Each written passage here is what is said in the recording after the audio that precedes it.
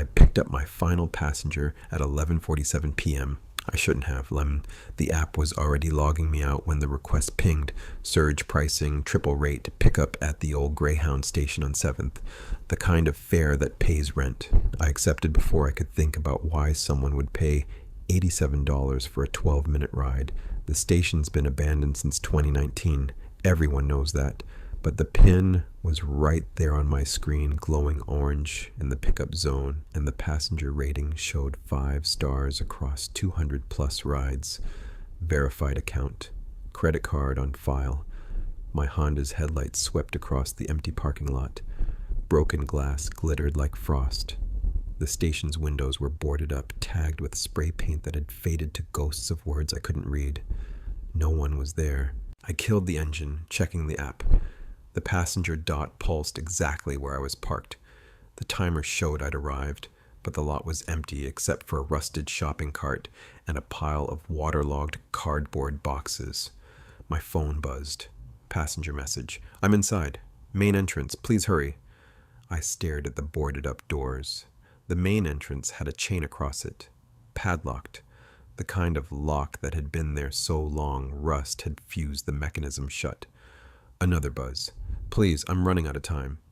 I should have canceled, should have driven away. But that surge pricing, $87 for 12 minutes, and something else. Something in those messages, not panic exactly. Resignation. I got out of the car. The air smelled wrong. Like copper and wet concrete and something sweet that made my throat close. The kind of smell that made you want to check the bottom of your shoes. Hello? My voice bounced off the empty building. I'm your Uber driver. You need to come outside. Silence. Then a sound from inside. Not voices, movement, like something heavy dragging across tile. My phone buzzed again. Back door, it's open. I can't come out, please. Every instinct screamed to get back in my car. But I thought about my daughter's orthodontist bill, about the eviction notice I'd shoved in my glove compartment, about how many double shifts I'd need to work to make up $87. I walked around the building. The back door was open, not broken open, opened. The handle turned smoothly when I tested it, hinges silent like someone had oiled them recently. Light spilled from inside, fluorescent and cold. The station's interior should have been gutted. Should have been empty except for pigeons and junkies. But the waiting area looked maintained. Benched seats still bolted to the floor. Departure board still hanging, though the letters had all fallen off except a few random characters that spelled nothing. Vending machines humming softly even though no power lines connected to the building. And in the center of the room, sitting on a plastic chair with his hands folded in his lap, was my passenger. He looked normal. 40-something, polo shirt, jeans, Nikes, brown skin, close-cropped hair, a face that would disappear in any crowd. The kind of person you'd pick up 100 times and never remember. Thanks for coming in, he said. His voice was quiet, apologetic. I know it's weird. You need to come outside, I said. I can't pick you up in here. I can't go outside. He stood slowly, like his joints hurt. Not yet. Not until... He trailed off, looking past me at something I couldn't see. That's when I noticed his shoes. They were wet. Not just wet, soaked. Water pooled around his feet with every step, dark and thick. Too dark to be water. What's the destination? I heard myself ask. My voice sounded distant, like someone else was using my mouth. He smiled. It was a sad smile, the kind of smile that carried decades of weight. I don't know yet, he said. That's why I need you. He walked toward me and I smelled it again, copper and concrete and that wrong sweetness. His shoes squelched with every step, leaving prints that glistened black under the fluorescent lights. The app will update, he said. Once we start driving, it always does. I don't understand. You will. He walked past me, out the back door, and I followed.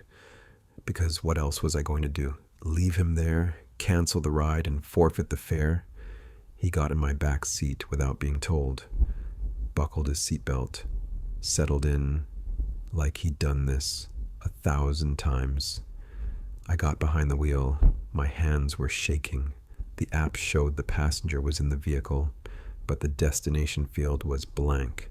Just a blinking cursor where the address should be. Where am I taking you? Just drive, he said. East. It'll know. I put the car in gear because my body was moving on autopilot now, my brain screaming at me to stop, but my hands doing what the passenger said. We pulled out of the lot and onto 7th Street. The city looked different at midnight, empty in a way that felt deliberate, like someone had evacuated it while I wasn't paying attention. No other cars, no pedestrians, just streetlights creating pools of sodium yellow in the darkness. My phone chimed. The destination had appeared. 287 Riverside Drive, 12 minutes away. The app showed the route highlighted in blue, normal as anything. But I knew that address. Everyone in the city knew that address. I started. I know what it is, he said quietly. 287 Riverside Drive was where Marcus DeLeon died. Not died, was murdered. Shot in his car during a traffic stop. The officer said he'd reached for something. Video showed he'd reached for his registration. The cop walked. The city burned for 3 days. That was 7 years ago. I looked in the rearview mirror. My passenger was staring out the window, watching the empty street slide past.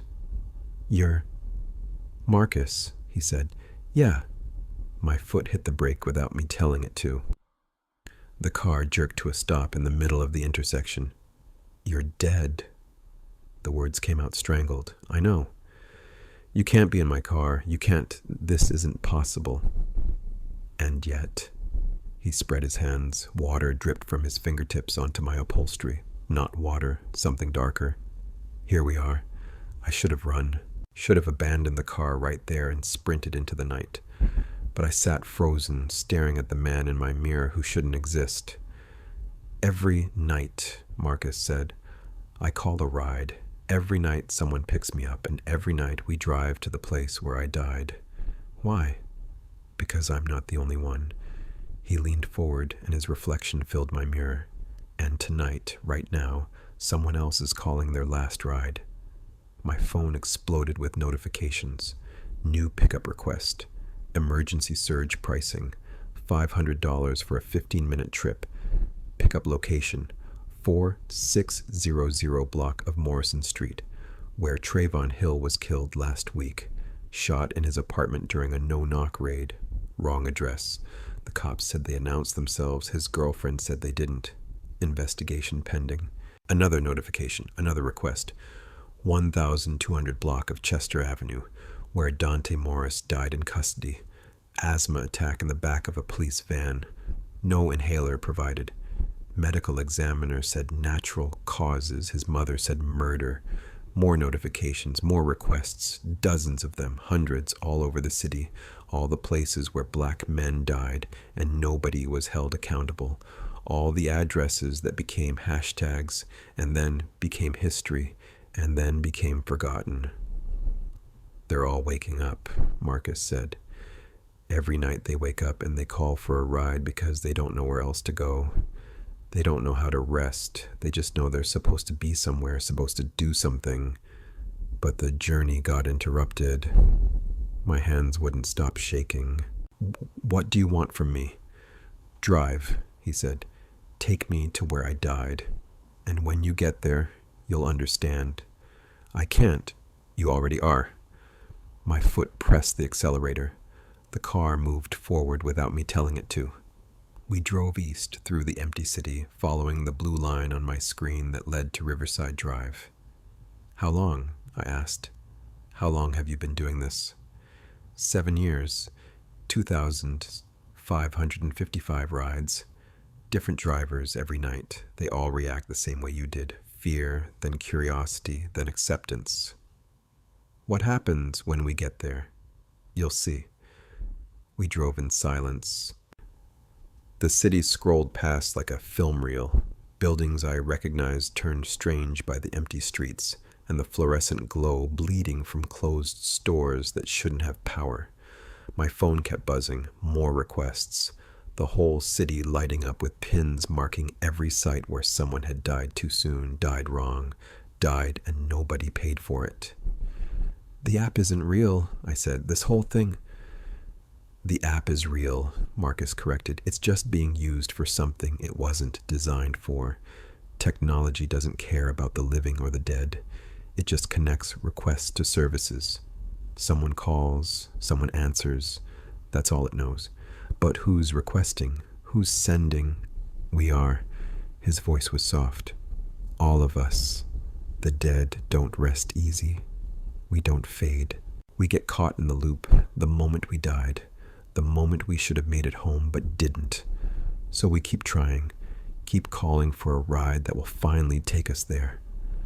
We turned onto Riverside Drive. I knew this street. Everyone in the city knew this street. There was a mural painted on the bridge overpass, Marcus DeLeon's face 20 feet high, with the words "Say his name" in letters that glowed even in darkness. Stop here, Marcus said. I pulled over at the spot, the exact spot where it happened. There was still a makeshift memorial. Faded flowers, rain-soaked teddy bears, laminated photos, sun-bleached to ghosts. Marcus got out of the car. I watched him walk to the center of the street, to the place where his blood had stained the asphalt until the city pressure washed it away. He stood there, looking down at pavement that remembered what happened, even if the city wanted to forget. What now? I called through the open door. He turned to face me. Now you decide, he said. You can drive away, delete the app, pretend this didn't happen. Most drivers do. They wake up the next morning convinced it was a dream. The mind protects itself. Or you accept the next request. My phone buzzed. New pickup, 4,600 Morrison Street, Trayvon Hill, $500 fare. Why me? I asked. Why any of us? Because the dead can't drive themselves, Marcus said.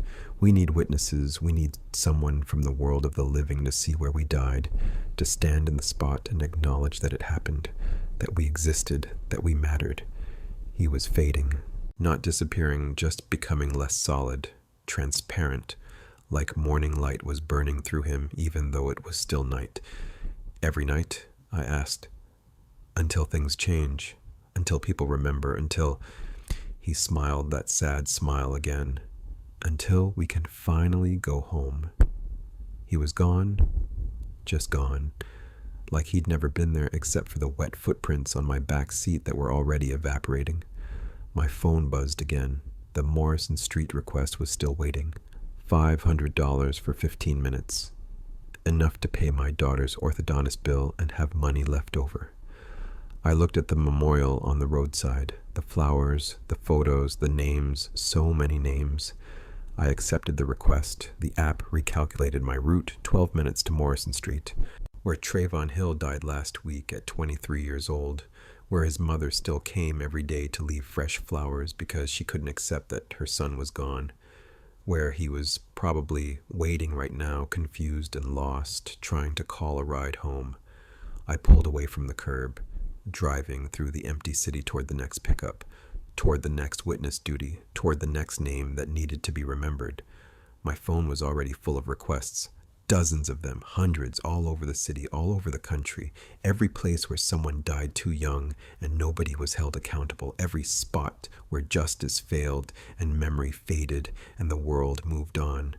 They were all waking up, all calling for rides, all trying to find their way home.